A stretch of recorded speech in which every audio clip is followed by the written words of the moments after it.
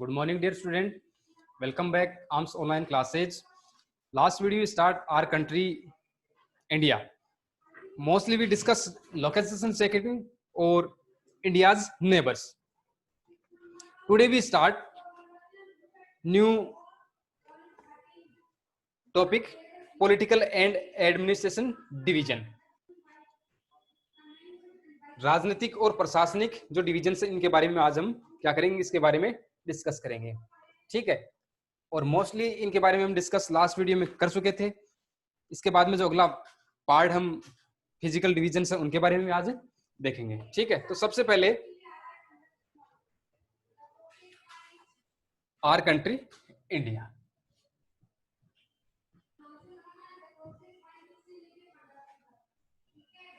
Our country India. और इसमें mostly हम लोकेशन सेटिंग और नेबर्स के बारे में देख चुके थे. इसके बाद में पॉलिटिकल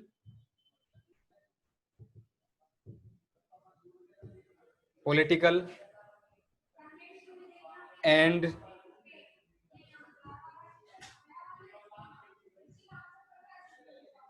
एडमिनिस्ट्रेटिव डिविजन्स. इनके बारे में और साथ में फिजिकल डिविजन्स के बारे में. ठीक है. तो मोस्टली अपनी जो कंट्री है वो 29 स्टेट्स और जो 7 यूनियन टेरिटरीज है उनके अंदर इनका डिवाइडेशन किया हुआ है. ठीक है. और लास्ट जो स्टेट हमें देखने को मिला वो 2 जून 2014 को देखने को मिला. ठीक है. उसका नाम तेलंगाना. ठीक है. It was previously a part of Andhra Pradesh. तो पहले पार्ट हुआ करता था, हिस्सा हुआ करता था किसका, आंध्र प्रदेश का. ठीक है. Delhi is the national capital. The states have been formed mainly on the basis of language. ठीक है. स्टेट की जो अपने कंट्री की बात करें तो मोस्टली जो कैपिटल हमें देखने को मिलती है तो दिल्ली देखने को मिलती है. इसके अलावा इन राज्यों का जो डिवाइडेशन किया गया किसके अकॉर्डिंग किया गया, बेसिस ऑफ लैंग्वेज. लैंग्वेज के आधार पर, भाषाओं के आधार पर इनका डिवाइडेशन वो किया गया. ठीक है. तो इनमें ज्यादा इंपोर्टेंस नहीं है, लेकिन काम की बात अब स्टार्ट होती है कौन से पार्ट में, फिजिकल डिविजन्स में. ठीक है. ये आपको ध्यान में रखना है.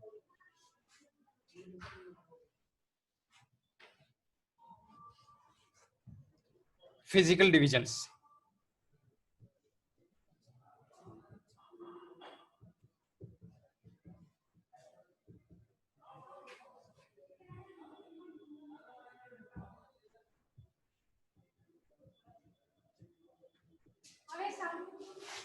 Physical division. Physical divisions. India is marked a diversity or physical features such as mountains, plateau, plains, coast and iceland. ठीक है. जिस प्रकार से हमने देखा कि डाइवर्सिटी विभिन्नता वाला राष्ट्र है, तो फिजिकल्स के अकॉर्डिंग भी हमें यहाँ पर असमानता हमें देखने को मिलती है. पहाड़ है, पठार है, मैदान है, समतल. ठीक है. कहीं हमें जो डेजर्ट है वो देखने को मिल रहा है. ठीक है. तो कहीं हमें तटीय क्षेत्र देखने को मिल रहा है. ठीक है. कहीं हमें आइसलैंड देखने को मिल रहे हैं. इस प्रकार से यहाँ पर भी हमें क्या देखने को मिलती है, फिजिकल जो फीचर्स हैं, जो डाइवर्सिटी है वो हमें देखने को मिलती है. ठीक है. मतलब भौगोलिक जो विभिन्नता भी यहाँ पर हमें देखने को मिलती है. ठीक है. Standing as essential in north are the lofty snow capped Himalaya. Northern part की बात करें तो मोस्टली हमें जो जाना जाता है किसके नाम से, हिमालय के नाम से, उसकी ओर देखने को मिलता है. सेकंड जो ये पार्ट हम बात करें किसकी, इसके जस्ट अपोजिट, तो वहां पर हमें जो प्लेटू क्षेत्र वो देखने को मिलते हैं. जस्ट इसके अपोजिट हम बात करें तो फिर से हम जो नॉर्थन प्लेन्स हमें देखने को मिलते हैं. इसके जस्ट अपोजिट वापस से हम बात करें तो हमें डेजर्ट देखने को मिलते हैं. ठीक है. तो इस प्रकार की विभिन्नता हमें यहाँ पर देखने को मिलती है. The north most in the great Himalaya और हिमाद्री. अब ये आपको ध्यान में रखना है, सबसे नॉर्थ जो पार्ट है किसका, इस हिमालय का. ठीक है. वो हमें देखने को मिलता है या फिर वो जाना जाता है किसके नाम से, ग्रेट हिमालय और हिमाद्री के नाम से. The world's highest peak are located in this range. और इस श्रृंखला में ही विश्व की जो हाईएस्ट मतलब सबसे ऊंची जो पीक जो चोटी है वो हमें देखने को मिलती है. ठीक है. मिडिल हिमालय और Himachal lies in the south of Himadri. Himadri मतलब नॉर्थन पार्ट में जो हिमालय, उसके उत्तर में हमें क्या देखने को मिलता है, ग्रेट हिमालय. ठीक है. उस ग्रेट हिमालय के साउथ में हमें क्या देखने को मिलता है, वो हमें मिडिल हिमालय या फिर उसी को हम हिमाचल के नाम से जानते हैं. ठीक है. Many popular hills stations are situated here. और यहाँ पर बहुत ही महत्वपूर्ण, जो पॉपुलर, जो मतलब लोकप्रिय जो हिल स्टेशन वो हमें देखने को मिलते हैं। ठीक है, the Shivalik is the southern most range, और इस हिमालय की जो साउथर्न मोस्ट रेंज की बात करें तो वो जानी जाती है किसके नाम से? शिवालिक के नाम से। ठीक है, the northern Indian plains lie to the south of the Himalaya. इसके अलावा जो सेकंड पार्ट है किसका, अपने इस राष्ट्र का, जो नॉर्थर्न इंडियन प्लेन्स के नाम से जाना जाता है, नॉर्थर्न इंडियन प्लेन्स। ठीक है, ये स्थित है किसके? लाइज टू द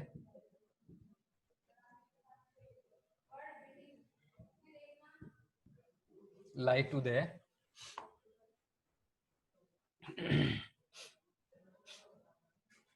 साउथ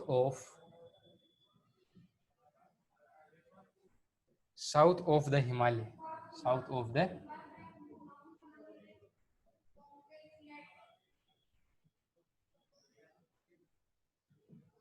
किसके? हिमालय के साउथ में स्थित है। कौन? Northern Indian plains. ठीक है, इसके बाद में आगे हम देखें, इसका निर्माण मोस्टली किनके माध्यम से? रिवर्स के माध्यम से हुआ, और रिवर्स में देखें तो सिंधु है, गंगा है और ब्रह्मपुत्र है। ठीक है, इसके बाद में ये हम लास्ट वीडियो में डिस्कस कर चुके थे इनके बारे में। इसके बाद में बात करें हम अगले पोर्शन की, तो पेनिनसुलर प्लेटू है, प्रायद्वीपीय जो पठार है, इसके बारे में, इसके बारे में हमने लास्ट वीडियो में डिस्कस किया था। ठीक है, हाँ, तो इसके बारे में हमें आगे देखना है। किसके बारे में? पेनिनसुलर प्लेटू के बारे में, प्रायद्वीपीय जो पठार है इसके बारे में। ठीक है, और इसके बारे में हमने क्या क्या देखा था वो बता देता हूँ।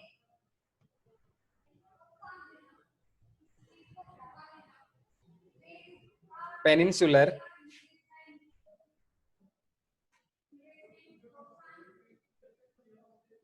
प्रायद्वीपीय पठार, इसके बारे में हमने स्टार्ट कर लिया था लास्ट वीडियो में, और क्या क्या देख लिया था? इसका शेप ट्रायंगल, ट्रायंगुलर इसका शेप है, आकृति कैसी है इसकी? त्रिभुजाकार। ठीक है, इन शेप, बस इसकी विशेषता, आकृति कैसी है इसकी? ट्रायंगुलर है। ठीक है, इसके बाद में the relief of high uneven, कैसा है? सेकंड इसकी विशेषता, ये अनइवन है, असमान है, उबड़ खाबड़ हमें देखने को मिलता है। ठीक है, सेकंड इसकी विशेषता। Third, resin with numbers hill range and valley, mostly इसमें स्थित क्या देखने को मिलते हैं? हिल्स और वैलीज घाटियां देखने को मिलती है। ठीक है, Aravalli hills one of the oldest range of the world, और इसी में स्थित जो अलग एक बताया गया है कि अरावली हिल है, Aravalli hills one of the oldest ranges of the world, जो अपने राजस्थान से गुजरती है। ठीक है, वो विश्व की प्राचीनतम जो श्रृंखला है उनमें से एक है। कौन सी? अरावली पर्वत। ठीक है,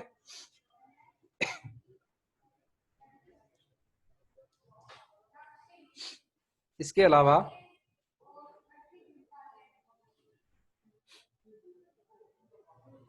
border it on the northwest side, the Vindhyas and the Satpura are the important range. यहाँ की जो मुख्य श्रृंखला किसकी? इस क्षेत्र की, उनमें की हम बात करें, उनके बारे में हम देखें तो विंध्याज जो पर्वत है,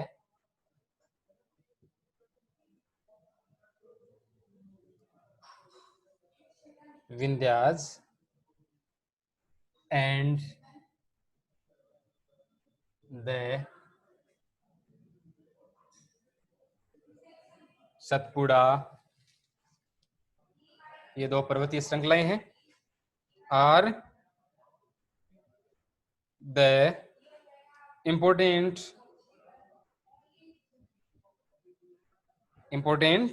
रेंज, ये मुख्य पर्वतीय श्रृंखलाएं किसकी, इन प्रायद्वीपीय पठार की। ठीक है, इसके अलावा द रिवर्स, मुख्य जो नदियां हैं इस क्षेत्र की वो कौन कौन सी, उनके बारे में हम देखें तो वो है नर्मदा एंड तापी।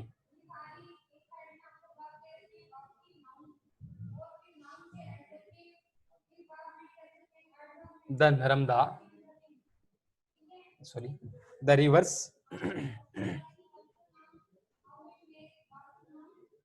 नर्मदा एंड तापी, दोनों वर्ड ध्यान में रखने हैं, Narmada and Tapi flow through these range, flow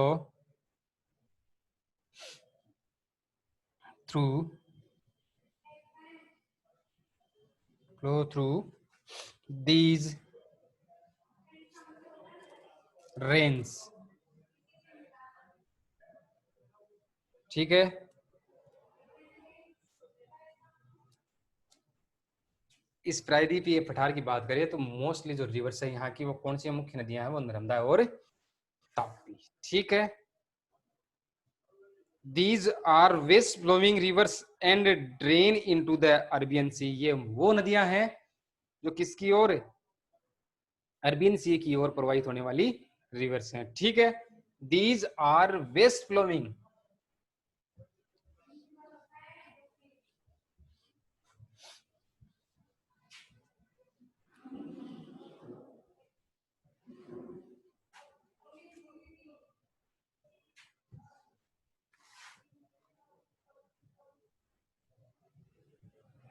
these are कौन सी नदियां, नर्मदा और Tapi, these are waste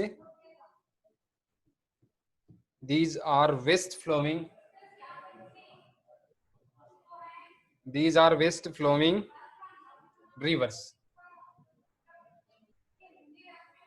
waste मतलब पश्चिम की ओर प्रवाहित होने वाली रिवर्स हैं। अनोदर जो रिवर्स है इस क्षेत्र से निकलने वाली वो किसकी ओर, पूर्व की ओर प्रवाहित होती है, मतलब बंगाल की खाड़ी की ओर अपना जल वो छोड़ती है। ठीक है, तो इसमें आपको ध्यान में रखना है। तो these rivers, these are west flowing rivers that drain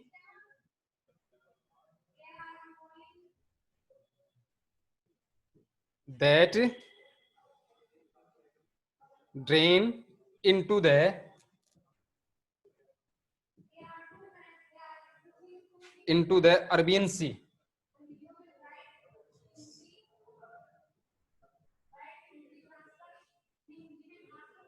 Arabian Sea, ये अपना जल छोड़ती है, गिराती है किसमें, अरब सागर में। ठीक है, ये मात्र दो रिवर्स है किनकी ओर, जो प्रायद्वीपीय पठार से निकलने वाली रिवर्स है, और साथ में कौन सी डायरेक्शन, पश्चिम की ओर प्रवाहित होती है। ठीक है, और एट लास्ट ये अपना जल छोड़ती है किसमें, अरब सागर में। ठीक है, इसके बाद में हम आगे देखें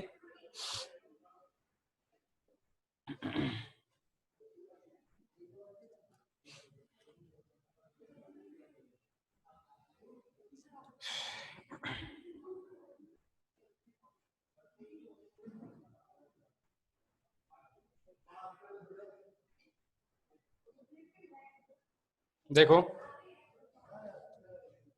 वेस्टर्न घाट्स और Sahyadri border are plateau in the west and the eastern Ghats provide the eastern boundaries while west Ghats are almost continuously, the eastern Ghats are broken and uneven. देखो इसमें क्या लिखा हुआ है, मैंने अभी भी आपको बताया, जो नर्मदा और जो तापी रिवर है वो प्रवाहित होती है किन की ओर, वेस्ट डायरेक्शन की ओर। ठीक है, इसके अलावा जितने भी जो रिवर्स हैं, गोदावरी, कृष्णा, कावेरी, ठीक है, ये मुख्य बड़ी नदियां हैं कौन से पार्ट की, दक्षिण भारत की, या फिर हम बात करें किसकी, प्रायद्वीपीय पठारी जो पार्ट है इसकी। ठीक है, और ये अपना जल किसकी ओर, पूर्वी डायरेक्शन की ओर ले जाती है। ठीक है, जिसके कारण जो पूर्वी घाट है वो अधिक हमें कटा फटा देखने को मिलता है। ठीक है, इसके जस्ट अपोजिट हम बात करें किसकी, जो अरबियन सी है, इसमें गिरने वाली रिवर्स तो मोस्टली हमें कितनी, दो ही देखने को मिलती है। ठीक है, जिसके कारण जो पश्चिमी घाट है इसका, इस प्रायद्वीपीय पठार का, वो हमें ज्यादा कटा फटा देखने को नहीं मिलता। ये बात भी आपको इसमें क्या करनी है, नोट करनी है, ध्यान में रखनी है। ठीक है, वेस्टर्न घाट्स और Sahyadri border the plateau in west and the eastern Ghats provide in eastern boundaries while the western ghats are almost continuous. The eastern ghats are broken and uneven. देखो ये बात आपको ध्यान रखनी है, जो ईस्टर्न घाट्स है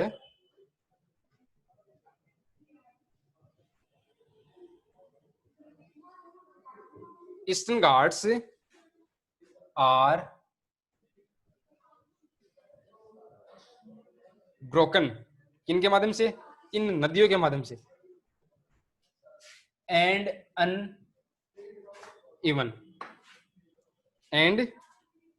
अनइवन असमान और टटा फटा हुआ में देखने को मिलता है। ठीक है, the plateau is rich in mineral like coal and iron. और इसकी विशेषता की हम बात करें, इनकी इस प्रायद्वीपीय पठार की, तो प्लेटू जो पठारी पार्ट है इसमें रिच बड़ी मात्रा में हमें मिनरल्स खनिज जैसे लाइक कोल कोयला और आयरन लोह है, और जो अयस्क का वो हमें देखने को मिलता है। ये बात भी आपको इसमें क्या करनी है, राइट करनी है।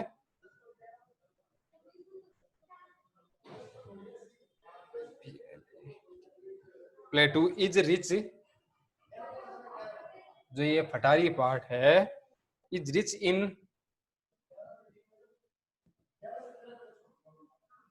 इन मिनरल्स लाइक, कौन कौन से हैं, कोल एंड आयरन और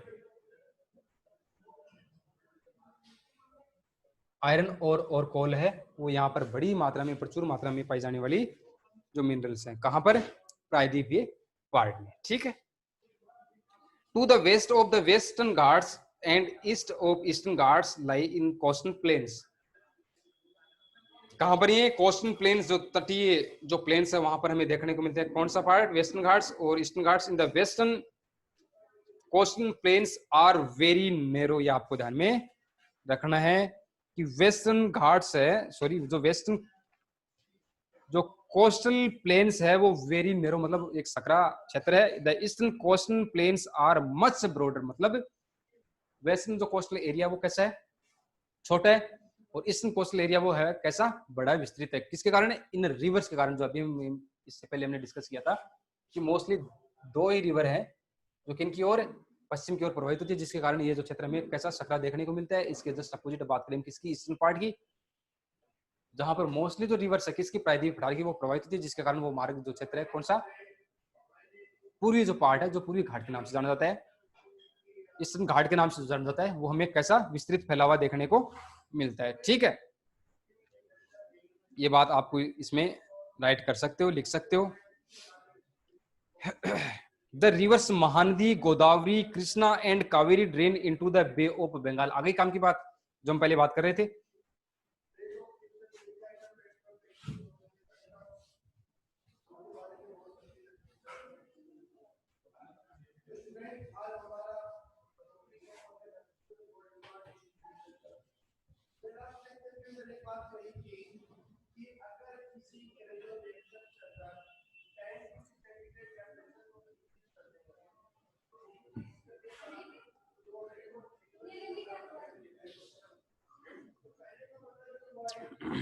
क्या लिखना है इसमें,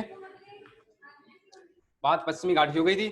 अब बात करें हम पूर्वी घाट की ओर प्रवाहित होने वाली, जो बंगाल की खाड़ी की ओर अपना दूसरा ले जाने वाली वो रिवर्स है। The rivers Mahanadi,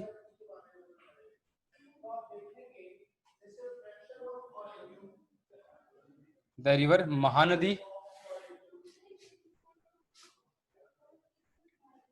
Godavari,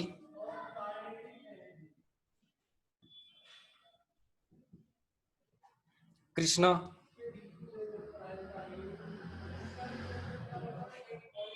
and Kaveri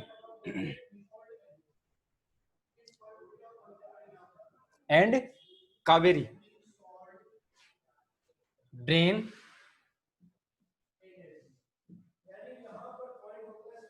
into the bay of Bengal, किसकी ओर? बंगाल की खाड़ी में अपना जल वो छोड़ती है। कौन कौन सी रिवर्स? महानदी है, गोदावरी है, कृष्णा है और कावेरी, मतलब पूर्वी पार्ट की ओर बहने वाली रिवर्स। ठीक है,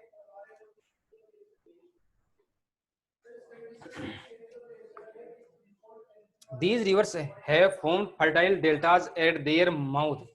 गिरने से पहले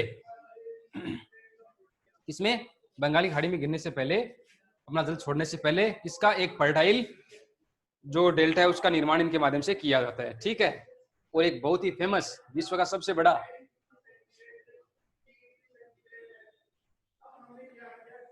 जो डेल्टा हमें देखने को मिलता है,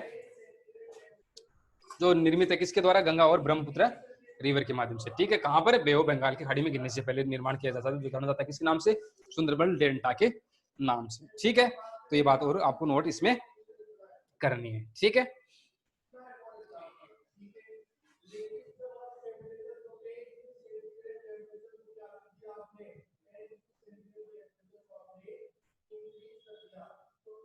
Sundarban delta is formed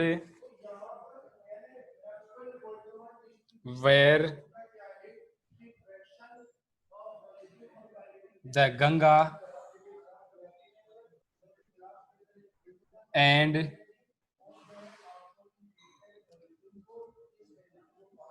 Brahmaputra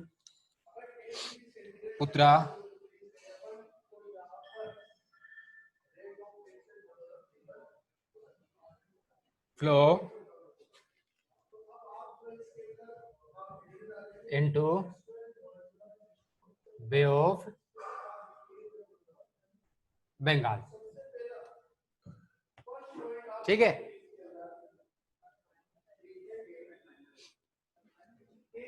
किसके द्वारा निर्मित है? सुंदरबन वन डेल्टा गंगा और ब्रह्मपुत्र रिवर के माध्यम से। ठीक है, जो विश्व का सबसे बड़ा डेल्टा है उसके नाम से भी ये जाना जाता है। ठीक है, इसके बाद में हम बात करें आगे। Two groups of island also formed in India. Lakshadweep island are located in Arabian sea. These are coral island located off the coast of Kerala, and Andaman and Nicobar Island lie in the south east of the Indian mainland of Bay of Bengal। देखो, इसके अलावा India में हमें जो mostly groups of Iceland है वो भी देखने को मिलते हैं। ठीक है, तो सबसे पहले इसमें एक वर्ड लिखा हुआ लक्षद्वीप। ठीक है, और दूसरा लिखा हुआ है अंडमान एंड निकोबार आइसलैंड। ठीक है, तो अंडमान निकोबार आइसलैंड द्वीप समूह को बे ऑफ बंगाल की खाड़ी में देखने को मिलता है, और बात करें हम किसके? लक्षद्वीप की, जो हमें अरब सागर में देखने को मिलता है। ठीक है, इसके अलावा हमें अपने जो सिलेबस में इनके बारे में ज्यादा जानकारी है वो देखने को नहीं मिलती है। तो इस प्रकार से अपना ये टॉपिक है वो कंप्लीट होता है। ठीक है, तो चैनल को लाइक कीजिए, शेयर कीजिए, सब्सक्राइब कीजिए। थैंक्स।